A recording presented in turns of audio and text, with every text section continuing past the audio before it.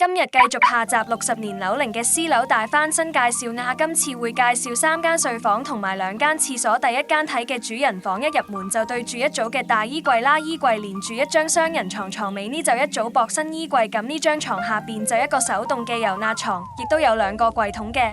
咁之後到主人房套廁啦，左邊就係浴室連鏡櫃，鏡箱就打埋 LED 燈，咁另一邊就係做企缸，簡潔大方嘅潔具。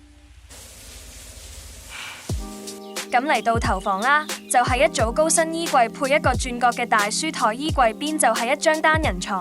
咁為咗配合有時有朋友嚟過夜，就做咗張子母床啦，可以拉出推入。咁中房同頭房間隔係接近嘅。今次全屋嘅家私呢都係白色為主啦，再配上呢個奶油灰，整體同客廳嘅選色都係保持一致感。唔知呢個大熱顏色配搭你哋又中唔中意呢？咁最後參觀下客廁嘅部分啦，都係一邊就係面盤櫃啦，配上鏡箱，咁另外一邊就係企缸位，就做咗個強化玻璃嘅月屏。無論你嘅私人樓係新樓落成定係去到60年嘅樓齡，我哋嘅設計師都可以幫你重新規劃空間。歡迎揾我哋報價。